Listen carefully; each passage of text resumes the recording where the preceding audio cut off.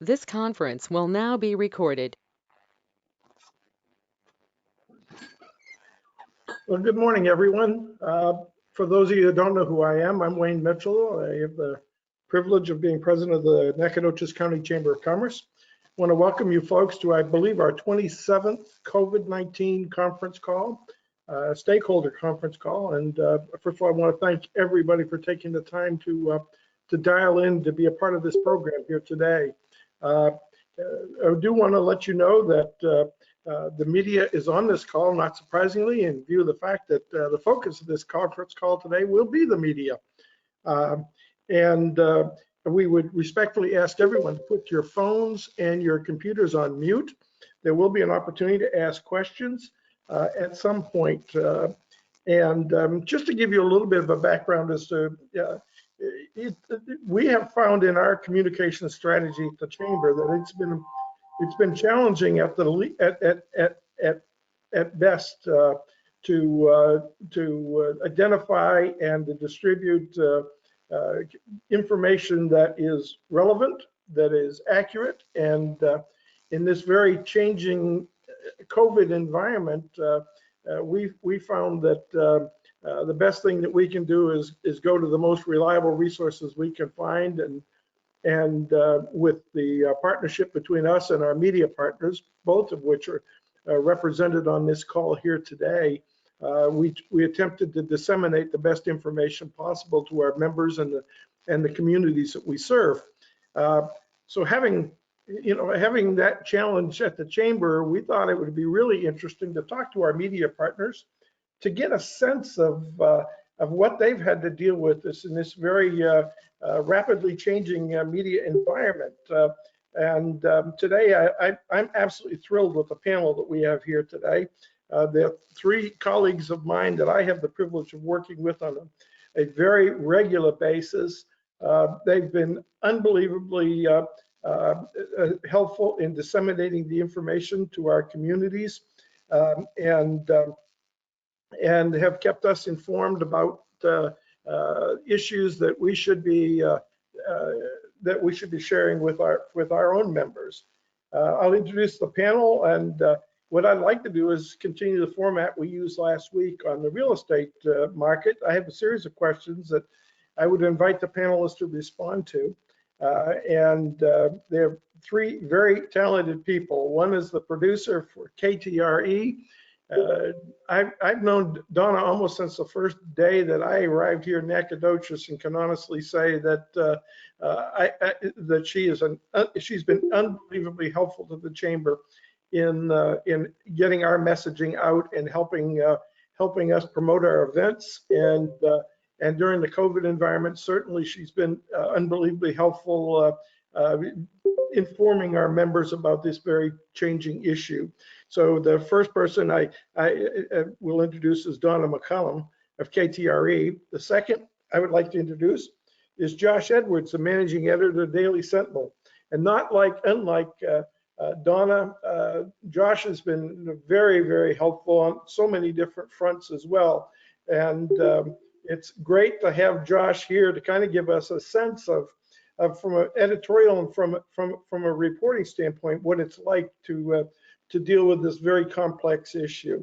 And last but certainly not least, the publisher of the Daily Sentinel is on with us today, and that's Rick Craig. Rick joined, I believe, the Sentinel a little after I did, and I can honestly say I count him as one of my closest friends here in Nacogdoches. He and I have had chats about a variety of different issues, and the Chamber support, his support for the Chamber has been unbelievable. And the importance of that newspaper, I can't overstate to this community. And we're thrilled and very fortunate that, unlike so many other communities that don't have a local newspaper, we have the Daily Sentinel reporting on activities in Nacogdoches County, and our friends in Angelina as well. So I welcome our three panelists this morning, and I'm going to give you all a chance at the conclusion to kind of give you final observations. But why don't I start out by just asking, since COVID arose, how has reporting changed in Nacogdoches? and I'll invite any one of our three panelists to react to that. I'll take that first, if unless Donna wants to take it.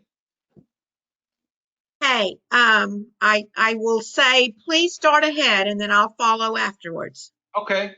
So this has been the biggest shakeup to reporting ever, probably. You know, I am very big on going to events, talking to people face to face, meeting, you know, when you're writing feature stories, meeting people in their own home. That's all out the window during COVID. You know, you're relying a lot on digital face to face, like we're doing here today. You're relying a lot on telephone and not really getting to see people and the little details, you know, because occasionally you might have an idea about a story and then you show up at somebody's house and there's something much different, and there's a much more interesting story and a much different story. And you know, from just a general reporting standpoint, that's completely gone right now, and that has been very different. For months, the only places that I went were in person were the Nacogdoches Farmers Market, Nacogdoches Memorial Hospital, and Nacogdoches Medical Center. And that's not the type of the type of sit at the desk sort of reporting that I like to do, or that the rest of the folks on staff here like to do. So, Donna, I'll turn that over to you. Yeah, very much. I agree with you 100%. Logistics is what changed at KTRE and KLTV, where a lot of our reporters and newsroom actually is located. We were instructed by our corporate owner, Gray, early in the game in March, that we did need to take precautions and we need to exercise all of the CDC rules that we were reporting on. And they also provided leniency on our paid time off, things like that, should we come down with COVID symptoms. So it was very much on the desk of the corporate level. They had to make some serious decisions that I assume could easily affect the bottom line. Now, more so in our area, we all went remote. Every reporter that was used to working in a newsroom setting, which you found in KLTV as well as KTRE, began working at their home. I had been doing that for about a year anyway, so it was a little bit of okay, it's a regular day at work as far as where my workplace was. But for everybody else, it was like pick up the laptops, find a place in your house to set up shop and go from there. We also were told to do as many interviews as possible in the early part of the onset of COVID-19, to do as many remote interviews as we could through Zoom and like we're doing today. And really, as Josh said, this is not the way a reporter likes to report, because there's so many things that you can pick up on when you are face to face with a person. But we realized that safety was very important. Back to the newsroom, I asked this question of my colleagues in KLTV as to what they had to do.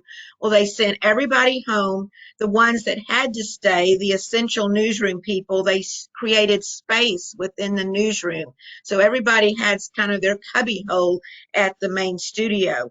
And some of our viewers immediately noticed that we went to single anchor shows, and we're just now this week beginning to go back to dual anchor, but they are spaced way apart and they let the public know about that. And so that will be something a little going back to normal, so to speak. But Lane went back to Good Morning East Texas, whereas he was on the 10 o'clock show. We also have a backup crew in case there is an outbreak in our newsroom.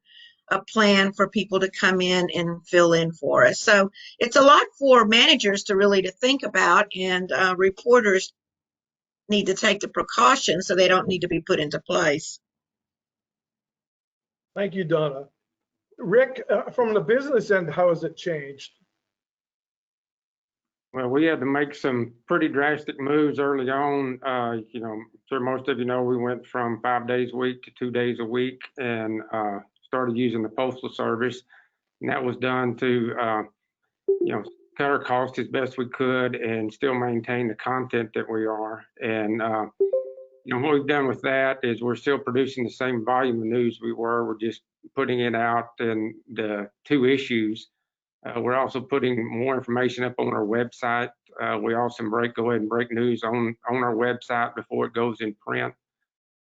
We've seen a big increase in the visitors to our website throughout the whole COVID environment, as you want to put it. And that's been good. We've had more people sign up for our newsletters that we send out in the mornings related to breaking news, morning updates, obits, sports, things like that.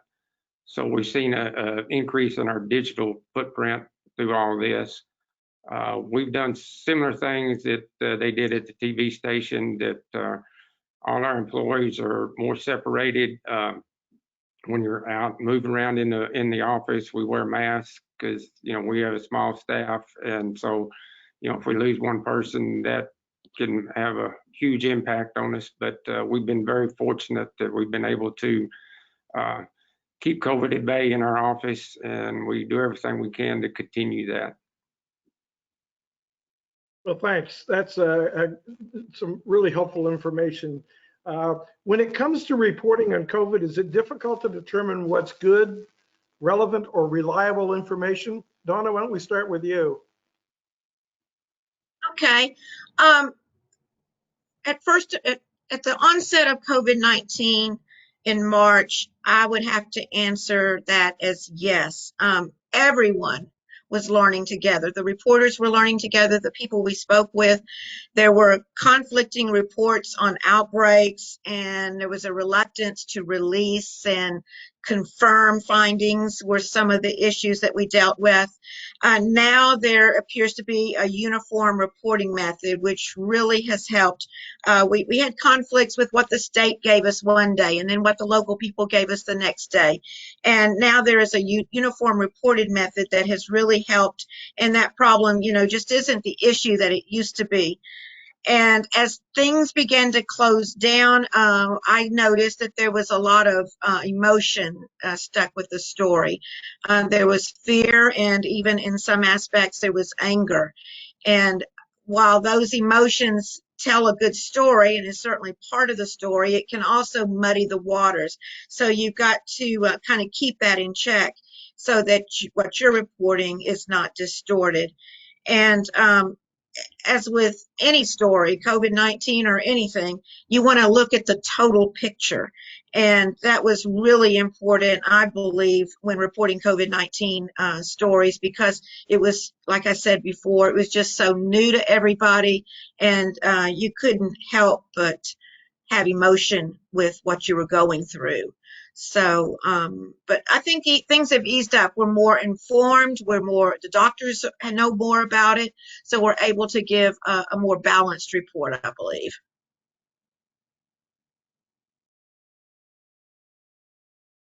Josh? All right.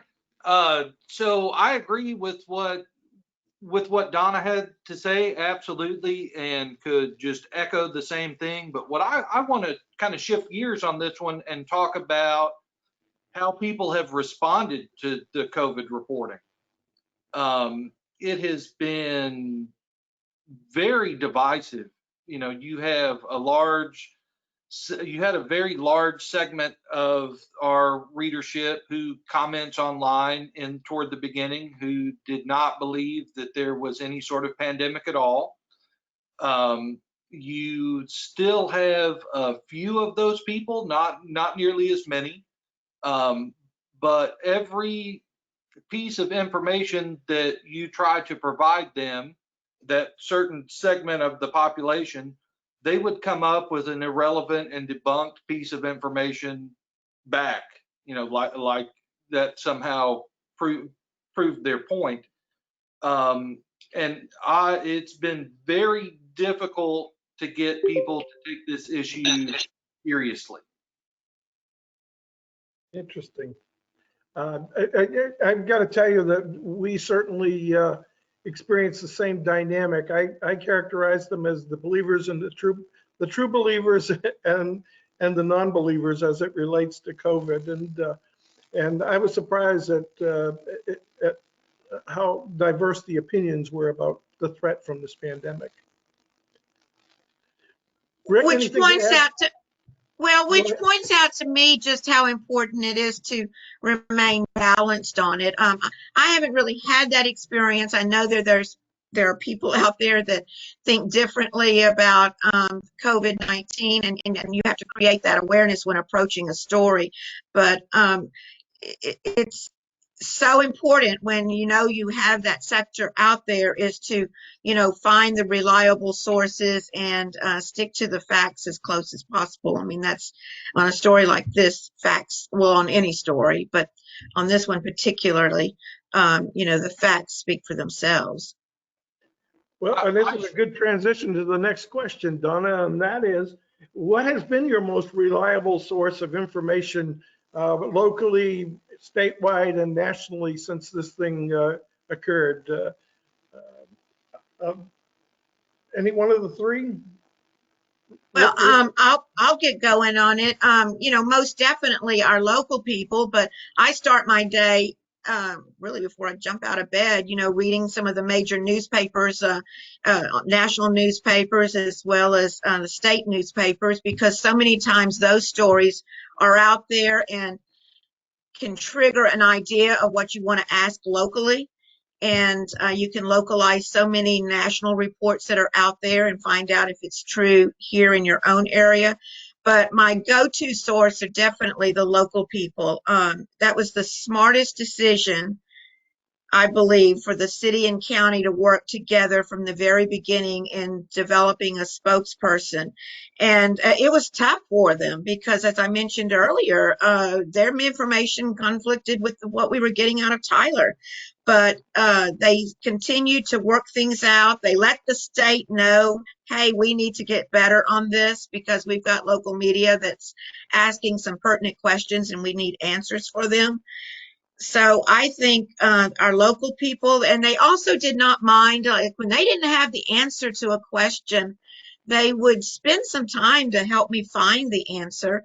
And then they wouldn't get upset if I, ventured out on my own and talked to specialists and doctors and patients. They said, that was not that I needed anybody's permission, but, they understood that we had a job to do and that we needed to seek out all sorts of different sources. And I don't know, this might go more with something that we might talk about later on in this meeting, but I mean, the hospitals have been so good to us. I even had one hospital as early as April invite me to bring my camera on the COVID-19 unit. As it turned out, my employer wouldn't let me, and my family wasn't too thrilled about the idea either. So we didn't go that route, but it just showed that they were eager to express to the public what they were having to do to deal with this pandemic. And so we kind of met in the middle, and we were able to interview a nurse one of the first nurses, that worked on the COVID-19 unit, to give us an idea of what she was going through locally. But, bottom line, the hospitals want people to know what they're doing, and they have turned to the media to tell that story, and we appreciate that. I would say as well that both hospitals have been great. And we'll probably talk about that a little bit more later. I also want to express my appreciation for the weekly chamber call. In this one call, we gather all the local experts in business, higher education, public education, all together in one spot. everybody's there, dedicated time. You can hear what they have to say, what their take on it. Everybody's been very honest about it. You know, nobody's trying to paint a rosier or bleaker picture than it actually is, and that's something that I've really appreciated here. Well, thank you. I appreciate that, Josh. And then, and I think, Donna, your point about the dissemination of information on the county and the city level, what Anna and Amy's on this call have done in terms of getting information out has been unbelievably valuable. And what I like to note is they do it 7 days a week. I mean, I get those weekend bulletins and it's very helpful. So, Rick, I'd be interested and Josh to hear your reaction to this, but how has COVID become difficult to address from an editorial standpoint? Oh, well, just like any long-standing issue, eventually, you know, and I don't know a better way to put it, but people wish that it was over and they get bored of it. And so at some point you have to transition into what do we do next? You know, and that's sort of where we are right now. We're in the time when COVID is still an issue, and it's a major issue. But if you've noticed our print editions, typically, unless there's some sort of major update with it, it's fallen inside instead of off the front. It's fallen off the front page and inside. You know, and we can tell when people are getting tired of it because we can see the website numbers, and the website numbers aren't nearly as good on coronavirus related stories as they were in the beginning, when I think people really felt like they needed that information every day. So, you know, and as I spoke to earlier, it also makes it difficult for us in that the slate of events that we would cover every year didn't happen. And things that we would rely on for features like the fair and the Blueberry Festival and things like this that are just kind of pillars of news coverage, they just evaporated this year. And so that's also been very difficult in kind of filling this void of what do you do when your overall plan for the year goes out the window suddenly. Rick, from a publisher standpoint, what are you concerned about in the editorial world? Well, it's just like Josh was saying, you know, and going back, you know, we had a big transition whenever all of a sudden there weren't any sporting events. And so, you know, we've got, you know, an excellent sports editor with John Kruger. And so, you know, he made the transition to where he started doing more feature type stories on the athletes, giving them some accolades, you know, even though they weren't on the field at that point or on the court or whatever their sport might be. You know, he transitioned to still shine a spotlight on those young athletes and what they were doing, not only as an athlete, but also as a student. So we had, you know, some transitions going that way, you know, and I agree with Josh, you know, we're running into that phase of, you know, transition away from so much COVID coverage. It's still vitally important for everybody to know what's going on. You know, there's concern now of the possible second wave and other things as far as that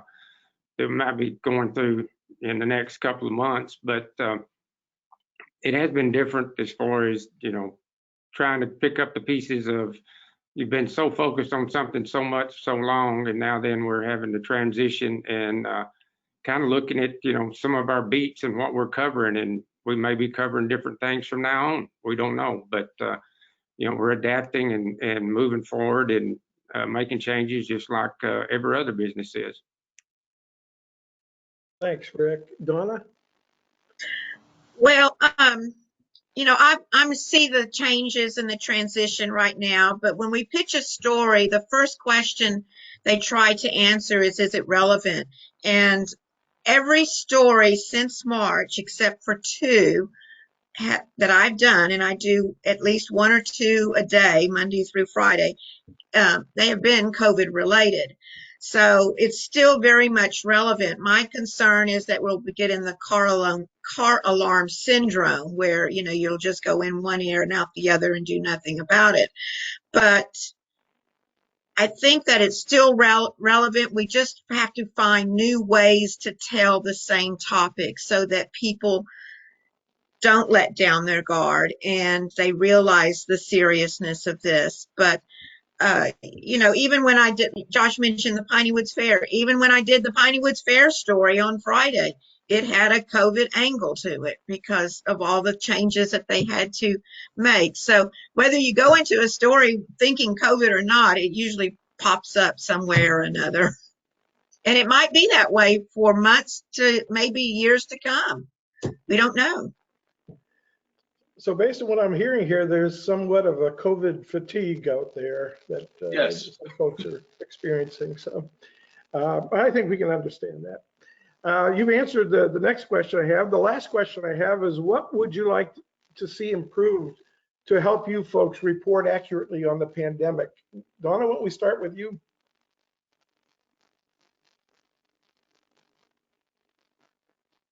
Well, I gravitate toward the personal accounts. So what I would like to do is try to instill in the public that we are interested in your story. And the only way that we can find that out is if you were to contact the media and let us know. We can't report what we don't know. And I think what people are going through, whether it be financially, whether it be with their business, whether it be with their health, I think those kind of stories are very interesting to people. And I think those are the kind of stories that people will continue to watch and read about. They might not read the CDC guidelines and what the president has to say about it or Congress or whomever, but they might be able to tune in to what their neighbor has to say about it. So my plea out there is if you know of a story, if you know of an individual that's going through something that you think is unique or people should know about, contact one of the newspaper or the television station, and we'll certainly consider it, I believe, for a story. Great. Rick? Oh, I agree with Donna. You know, Go ahead. You know, it's the human interest side of this that we need to focus on, you know, because people are tired of the stats and the numbers and the figures. And, you know, we do want people to reach out to us and give us story ideas that we can follow up and share their story with our readers. And, you know, that is key at this point as we all make the transition to, you know, what life's going to be like for the next 6 months. And just we want to be there to help tell that story of, you know, some of the successes and some of the hardships that people have gone through. Josh? Absolutely. You know, I want to reiterate the point that Donna made earlier that we cannot report on things that we don't know about. And you would be surprised at the number of times that the telephone rings in my office and somebody says, well, why didn't you report about this? This happened on such and such date. And I have to ask them, well, did you call us and tell us about it? You know, and there's just this overall assumption that since we're the news, we know everything. But we absolutely don't. We rely on the public a lot to give us our information. Great advice, all three of you. We appreciate that. Any final comments from any of you? Why don't we start with you, Rick?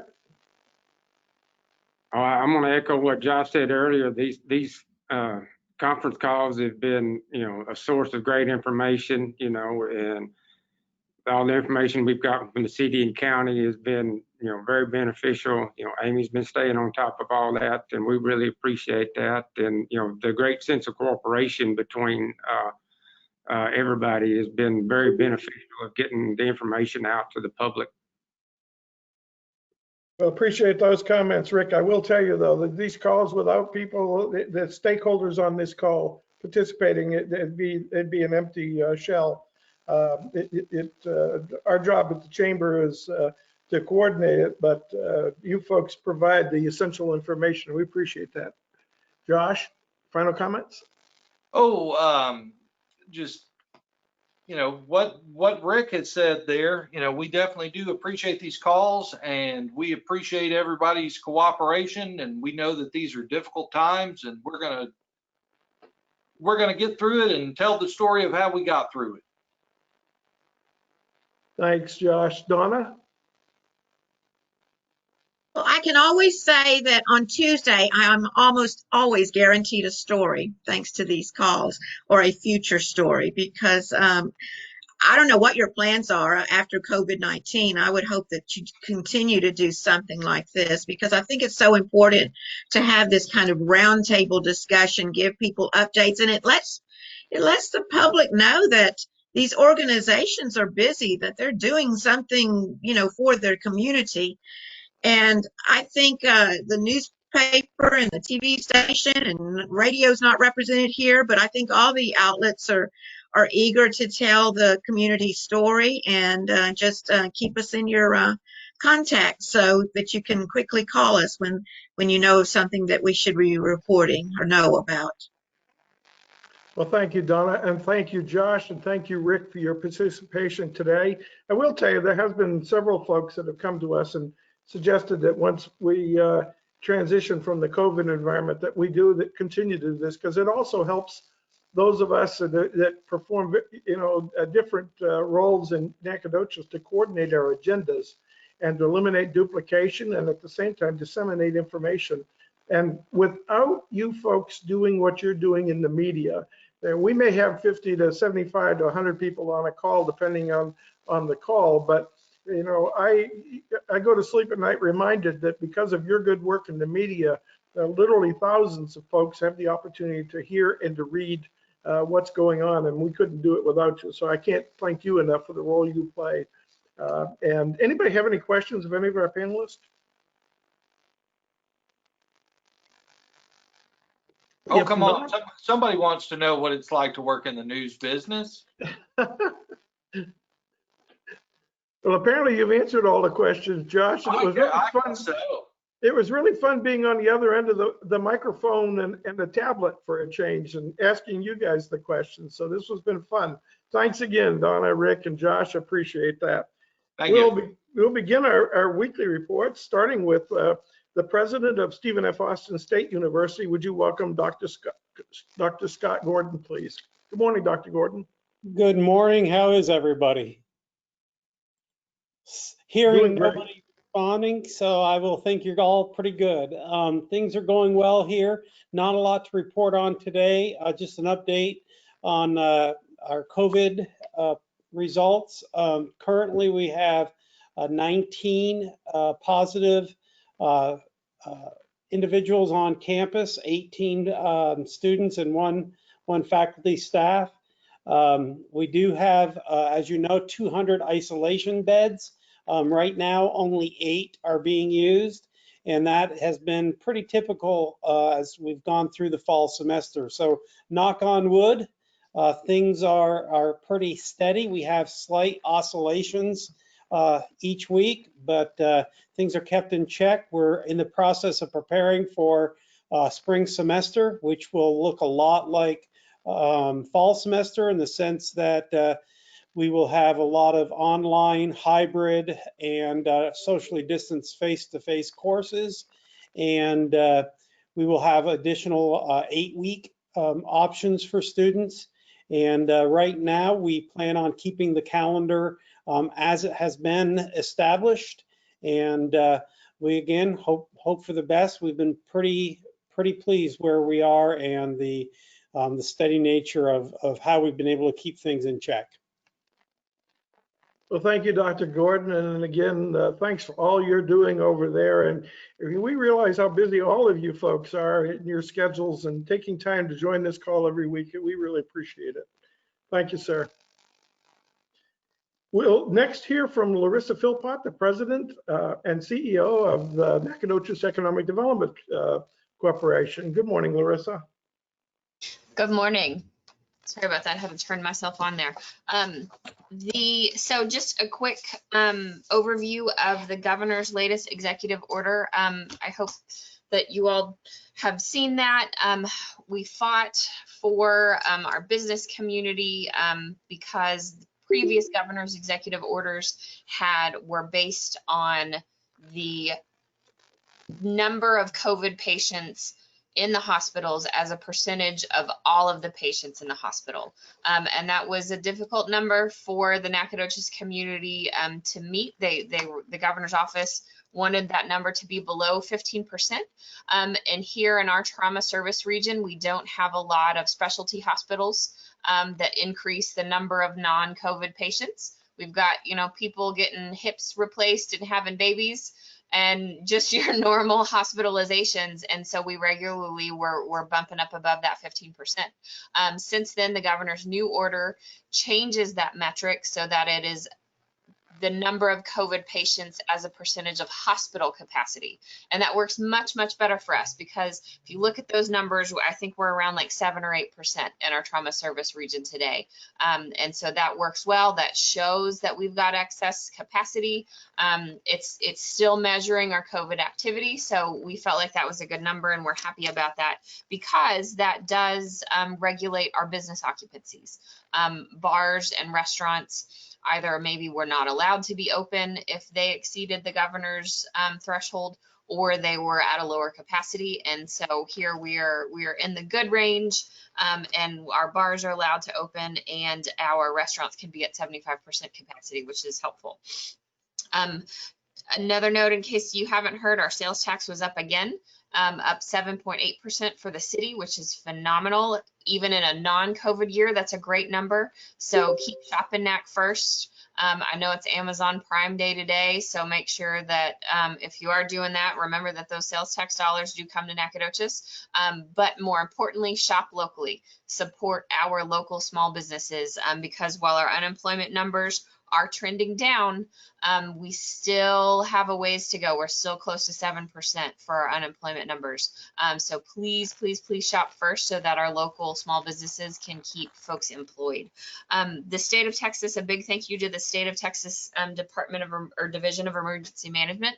They delivered a very large shipment of PPE. And allowed the city to distribute those to our large employers to continue to keep our COVID and flu numbers down. Make sure you get your flu shots so that we can keep all of those numbers down. So we're not out of the woods yet. We've got a long way to go with the economy and its current state, but our numbers have shown that when we shop NAC first, we support our small businesses, we can kind of create this little economic bubble here in Nacogdoches that seems to be doing okay. And I think we can pull through as long as we keep supporting our local businesses. And I had some other notes from the city, but I see that Amy is on the call, and so I'm gonna throw it to her to talk about some of the information that the city's pushed out. Why don't we do that? Good morning, Dr. Mahaffey. It's great to have you on the call this morning. And after all those accolades earlier, feel free to move forward. Well, thank you so much. And I appreciate it. We made a commitment very early on to make sure that we got the right information out to the community. And you hit the nail on the head. The media is integral in making that happen.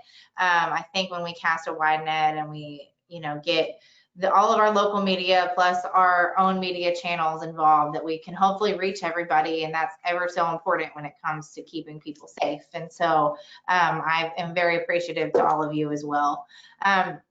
Larissa and I have kind of been combining and switching off on giving reports, and that's great. We talked quite a bit. The one thing I wanted to add, in addition to the importance of shopping locally, I know that the chamber believes in that deeply with their Shop NAC First campaign that they do in conjunction with the city and NEDCO, and I want to continue to encourage people to shop locally, and I think that that's so important to supporting our local businesses, especially right now. Another thing to add is that we all know that Halloween is coming up, and that although the city cannot or the county cannot regulate anything beyond the governor order, any events over a certain number, large events, anything like that. Those are all still being vetted through us and have to be approved by certain parties. And I know we've discussed that, so I won't reiterate that point, but we are releasing information about Halloween. And so what that looks like for us is us kind of reiterating what the CDC says, as we have all along, and encouraging people to participate in low risk activities.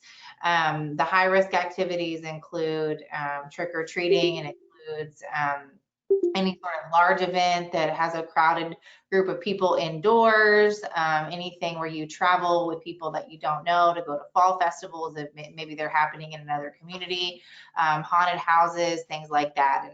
And we really want to encourage people to try and, celebrate with people in their own households, and work on maybe scavenger hunts or having Halloween movie nights, things like that, and really just continue to do as people did during other holidays, as we've continued through this year, and try to stick close to home. What happens is people go out for holidays and they celebrate, and then we always see an uptick in cases, and we want to ensure that we can continue to have some semblance of normalcy in our community, and doing that safely is ever so important. And so if you see that information coming out from the city and the county about Halloween, any help we can have with you sharing that on your outlets or sharing that with your stakeholders would be much appreciated. Thank you, Amy. We appreciate that. And certainly the chamber will do their part in distributing that information. I'm pleased to welcome this morning from the Office of the Governor, Betty Rousseau, the regional representative for Governor Greg Abbott. Good morning, Betty. Good morning, everyone. I hope you're all doing well. I have some announcements from the governor's office. Governor Abbott announced the Texas Health and Human Services Commission will receive more than $20 million in additional federal funding for disaster crisis counseling service for Texans impacted by the COVID-19 pandemic. Another one, the governor encouraged Texas healthcare providers to enroll in the Texas Department of State Health Services immunization program to be eligible to administer COVID-19 vaccines once they are available. Another one more coming up, actually a couple more. Governor Abbott and the Texas Division of Emergency Management, or TDEM, announced the delivery of 39 pallets of hand sanitizer from Anheuser-Busch to TDEM's Central Texas warehouse. And then TDEM will distribute the hand sanitizer to counties across Texas for use at polling locations. The State Trade Expansion Program, or STEP, through the Texas Department of Agriculture, they are now accepting applications for STEP, a grant through the U.S. Small Business Administration. All Texas small businesses currently exporting or interested in exporting their products and services are encouraged to learn more about this helpful program. One last announcement. The Texas Film Commission today announced that the Texas Archive of the Moving Image, TAMI, is offering a statewide Texas Film Roundup mail-in event for the entire month of October. Individuals, businesses, and institutions are invited to submit their Texas-related films and videotapes to TAMI for free digitization. I cannot talk today.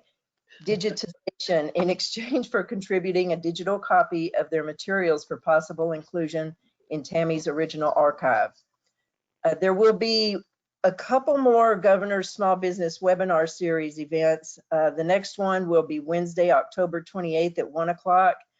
I don't have details on it yet, but that will be coming, and I will report that on another day. And that's it for me. Thank you so much. I appreciate it. Thank you, Betty. We appreciate that information.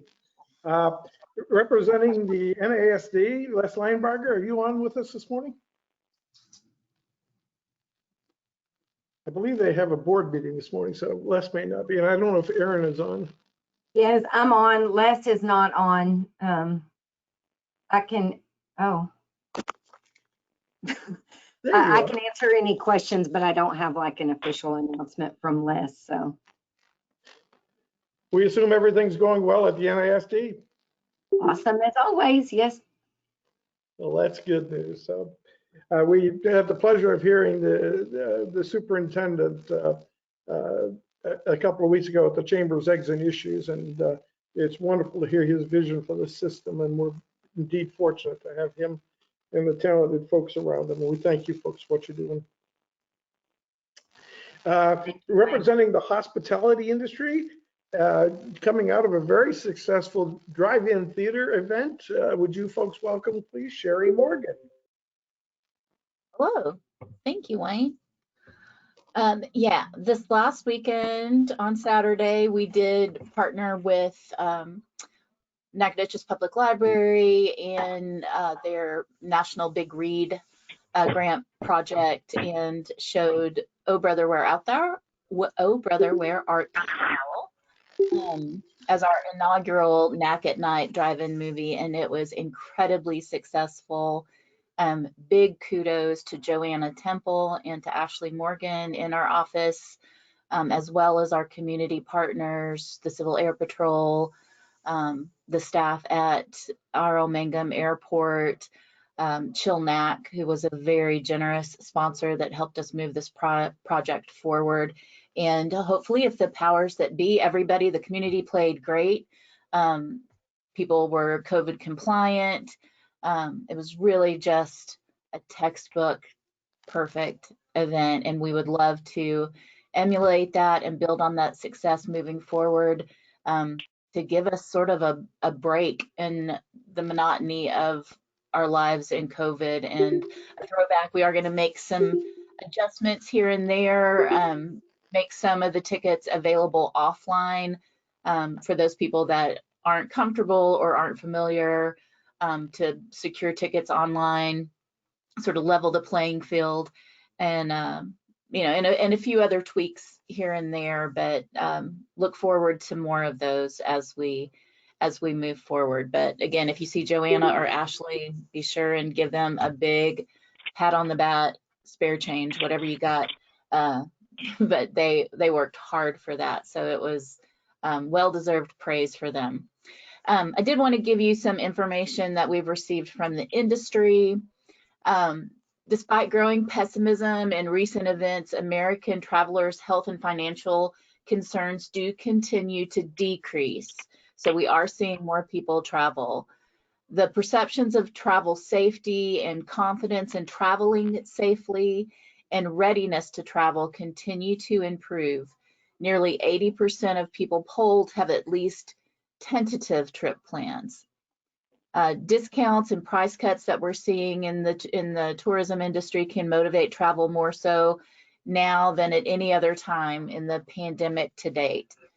And people, even if it is planned well in advance, just the act of planning a vacation and having something scheduled is really bringing a lot of happiness and relief and joy to people in some troubling times. The top tier US destinations still continue to dominate the hot list of where Americans most want to travel, but the outdoor destinations are where they actually are traveling. Indicators that urban destinations will see that they're poised for a future recovery, but those larger destinations, not only are residents leaving big cities, but tourists are avoiding those for right now. In addition to affordability and accessibility factors related to the coronavirus, safety continue to be critical in the decision-making process of choosing to travel. Younger travelers do still continue to be more receptive to all the travel marketing on social media, while baby boomers are comparatively more reachable, as always, through print resources. And are more likely to partake in those calls to action from marketing. Half of American travelers are still planning to avoid travel until the coronavirus situation is more resolved, and that has remained consistent over the last 5 months. For those still engaging in travel avoidance, the wide distribution of a vaccine is far and away their top ranked condition for being comfortable traveling again, but few of those people indicate that they would be willing to partake in such of a vaccine when and if it becomes available. So some mixed messaging, like they want a vaccine on the horizon, but they don't really feel comfortable getting the vaccine themselves. And more importantly, probably to this call, business travel, that's always the big question, is when is business travel going to resume? We're not looking for that really to come back in any significant way until after April 2021. But I can tell you our numbers here from people coming to the visitor center are always increasing. Of course, we never want to profit from anybody's misfortune, but the circumstances surrounding our friends to the east in Louisiana as they dodge storm after storm, you know, they are coming to us for lodging, and that does translate into, you know, a positive situation for us. So what we said even to the evacuees from Delta last week, you know, we are so sorry for your circumstances, but we are so happy to welcome you here to safety in the oldest town in Texas. But thanks. I hope everybody has just a joyous week and enjoy the beautiful weather that we have in front of us. And I'm happy to take any questions if you might have them. Well, thank you, Sherry. We appreciate that. I would have gone to the movie, but I saw what the subject was, and I'm tired of getting confused with Clooney. So I figured it's got to be a blessing and a curse, Wayne. You know, between that pit, you can't win. I can't, and so therefore, I chose to stay home that night. But I'm sure he has the same problem on his end as well. Exactly. So, obviously. I do want to call your attention to a couple of things. First of all, Paint the Town Purple is open for participation, and I want to let you know that this very important program is going on right now. It helps to support the Driving Jacks, which is an essential program for SFA to help students and others with transportation in challenging circumstances. They're delivering spirit flags as we speak. Mary Montniak is on this call, and she has posted on her email address. If you're interested, please contact Mary. Mary, anything to add on that? No, Wayne, we need volunteers to help us get those flags out also. So, but more importantly, we need the businesses to purchase the flags so that our town definitely is painting the town purple. That's great. And thank you, Mary, for your leadership on that program. We appreciate that very much.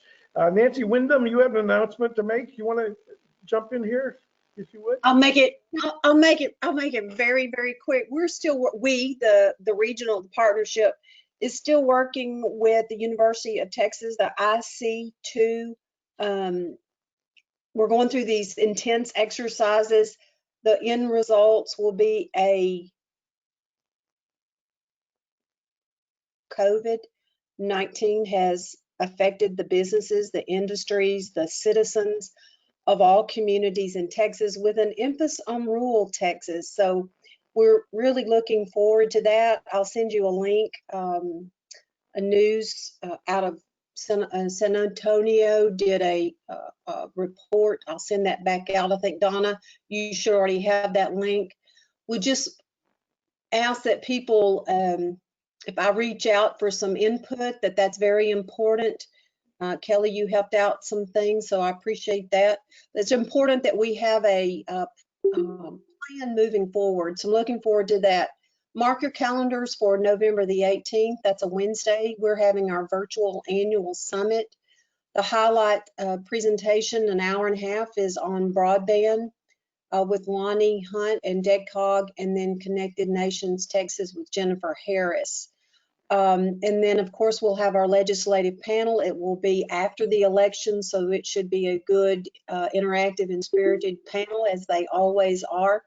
And then the governor's office, the Texas Economic Development Corporation, is bringing in some CEOs for a fireside chat.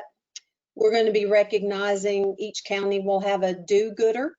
So if anybody on this call knows of someone or a small business that has gone over and beyond the call to help others and to survive, submit their name for consideration to win that award for Nacogdoches County. And then we'll have the coveted Silver Bucket Award presentation. And it's only a half a day. Everybody can just put an out of office on your calendar and join us. And we really appreciate your participation in that. Broadband is huge. There's going to be some really neat updated announcements on that as well. So looking forward to that particular thing. But I want to lift everybody up instead of criticizing for people for not wearing masks or not doing things to stay safe. I think we should turn it to be less positive and tell people we really appreciate them thinking about others and wearing masks. And maybe those that aren't will catch on and also want to add a boy. So we'll keep it positive, not positive results, but positive attitude moving forward. But thank you for these calls. It's really meant a lot to everybody, and appreciate the opportunity to say a few. Thank you, Nancy. We really appreciate your contribution to these calls. It's very important for us to hear from the partnership on a regional basis and hear the good things you're doing. Any other comments from any of the participants on here? Announcements or anything else?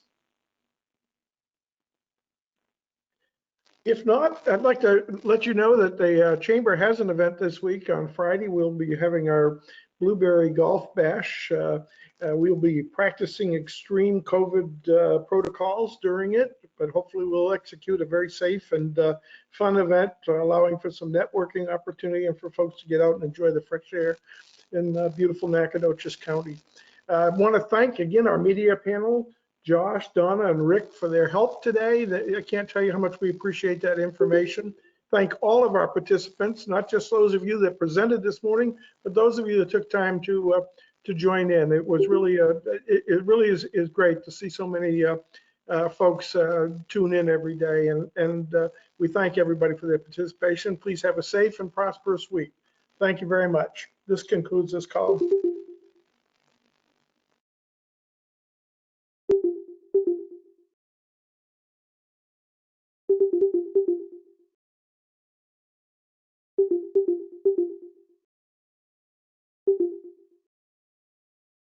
Hey, Wayne.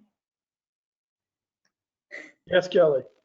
Karen just sent a text. Apparently the internet did go out. So I think you made a wise choice running the meeting from home. Well, I had that. She said it went out about 3 times yesterday. And so I just, didn't want to take a chance. But the good news is between you and I, we had plan A and plan B in place. So if it went out, you could have picked it up, done a much more capable job than I did. So nope, it's helpful. That was a great panel today. So I will end the meeting for everybody. Sounds good. You need me, Kelly, give me a buzz. Okay. Thanks.